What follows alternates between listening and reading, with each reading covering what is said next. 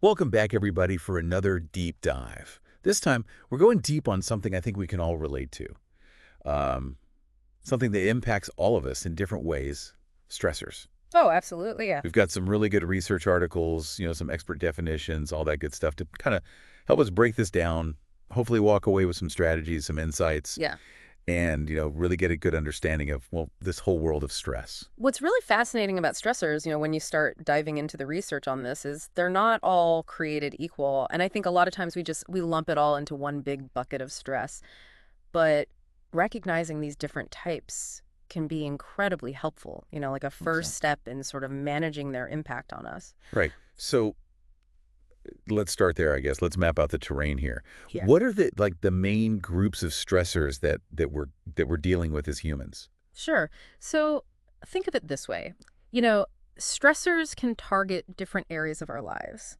So we've got, the kind of obvious ones like financial stressors, right? Yeah. Worrying about bills, debt, Yeah, those kinds of things. the basics. The basics, yeah.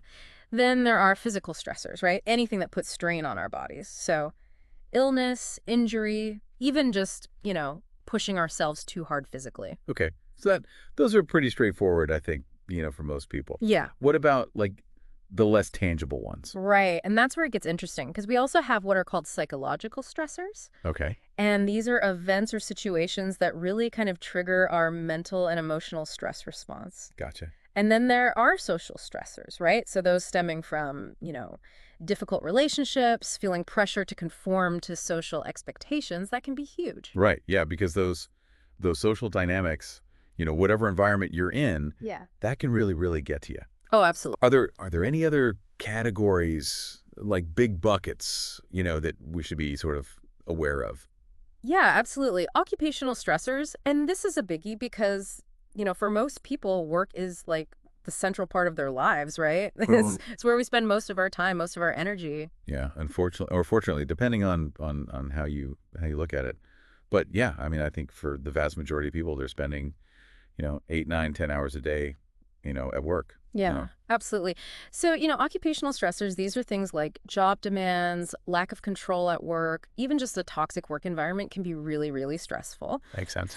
And then finally, there are those stressors related to just major life changes, right? And these can Mhm. be positive or negative, but, even events like getting married, having a child, going through a divorce, these all require a lot of adjustment, which can be stressful. Right. It's like even good stress, good change, positive change.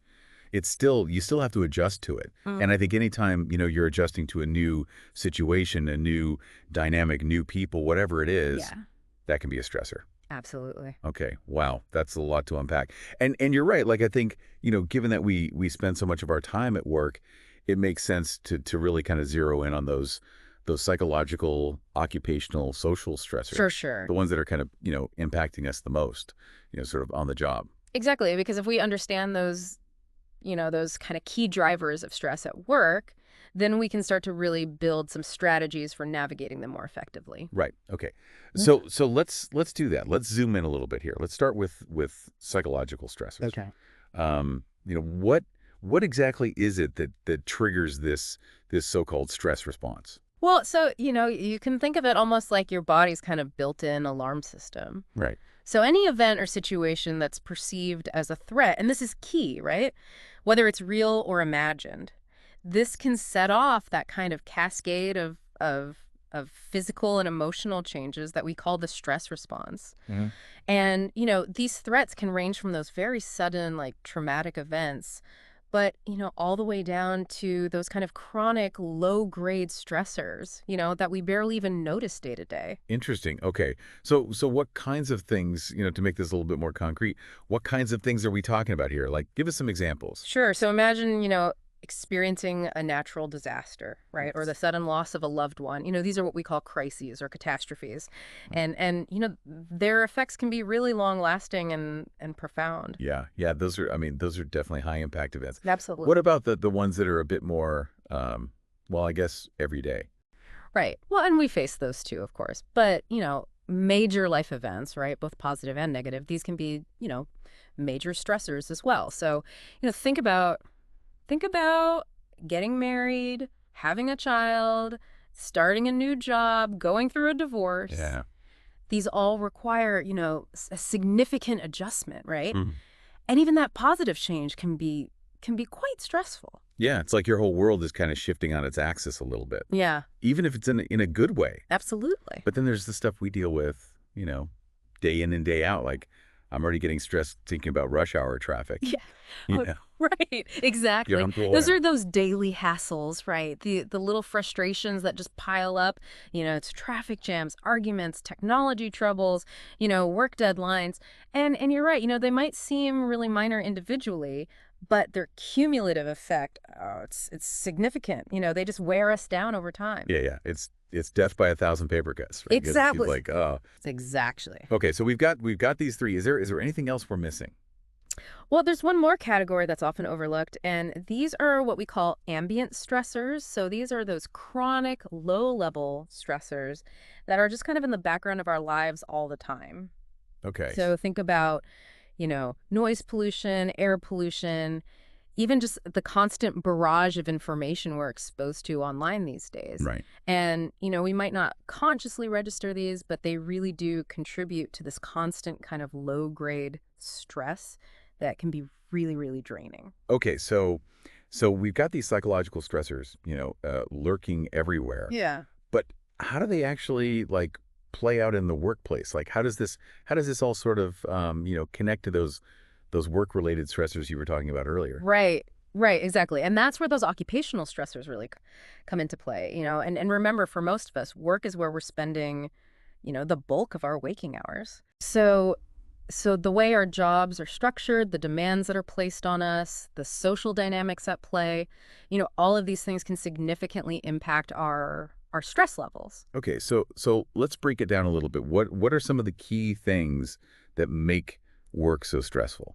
Like, if we had to, what are some of the big factors there? Sure, sure. So, there are two concepts that are really crucial to understanding this, I think. Okay. The first is job control. And job control just refers to how much say you have in your work. Right? Can you make decisions? Can you, utilize your skills?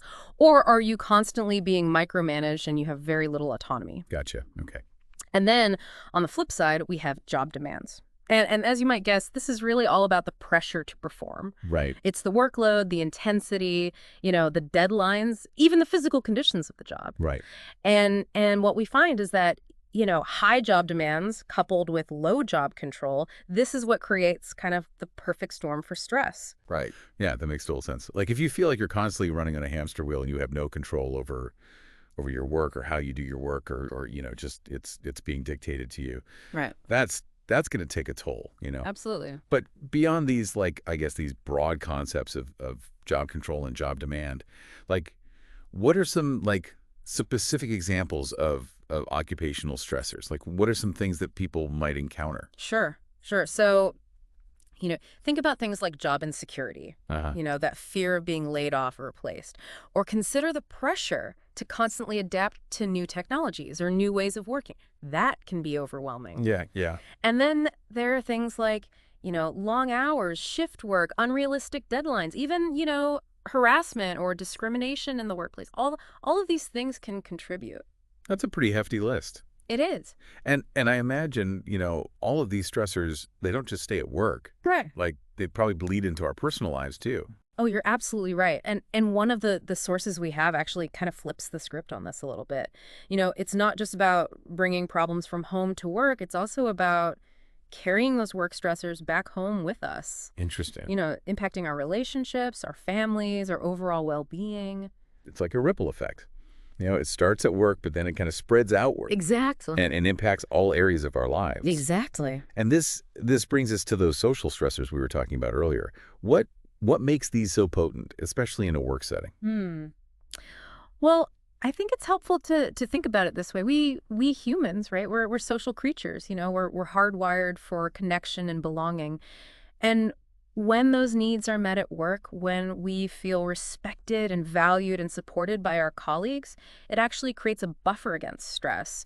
So, having that kind of positive work environment can actually protect us from some of those negative impacts. So it's not just about, eliminating the bad stuff. It's also about, actively cultivating those positive relationships and Right, dynamics. exactly. Okay, that makes sense. But then the flip side is also true, right? Yeah, absolutely. If you're in a negative environment, or you're having, issues with your colleagues, or whatever it might be, that can really compound those stress Uh, levels. Absolutely. When we experience those negative social interactions at work, whether it's, tension with colleagues, unfair treatment, or just, a generally negative climate, it can be incredibly stressful. Yeah, makes sense. Yeah. It's hard to like focus on your work when you're constantly dealing with drama, or feeling like you're walking on eggshells. Right.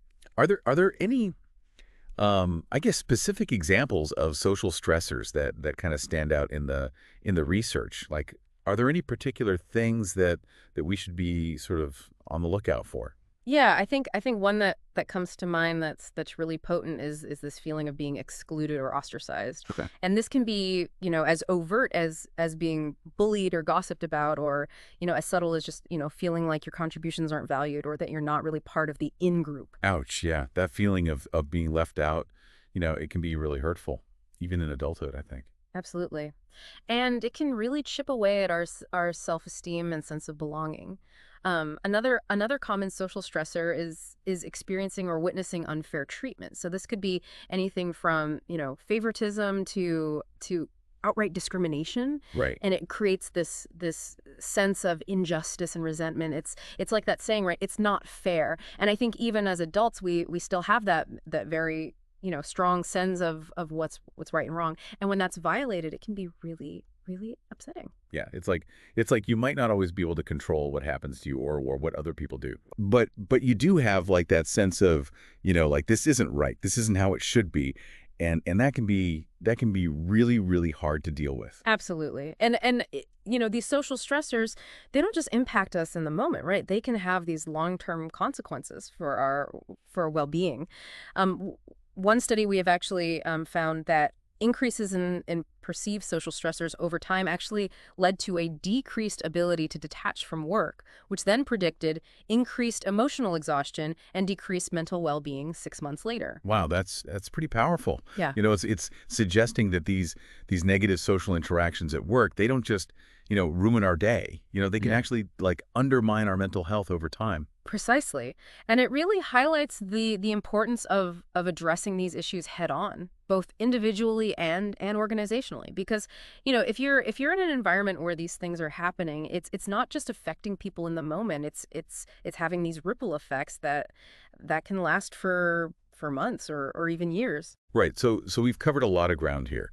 From those kind of broad categories of stressors to this deep dive into the ones that plague us at work. As we start to wrap up this conversation, what's the key takeaway you want our listener to walk away with? I think the biggest takeaway here is the power of awareness. We've thrown around a lot of terms today: psychological stressors, occupational stressors, social stressors, but simply having a language for these experiences can be incredibly empowering.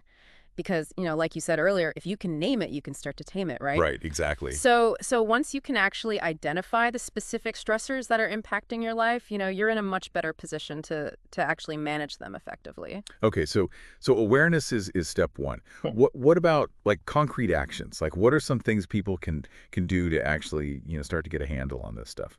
Well, our sources offered, a whole bunch of different strategies for managing stress, but are there any that particularly resonated with you? What's the best advice you can give to our listener who might be feeling, a little bit overwhelmed by all this?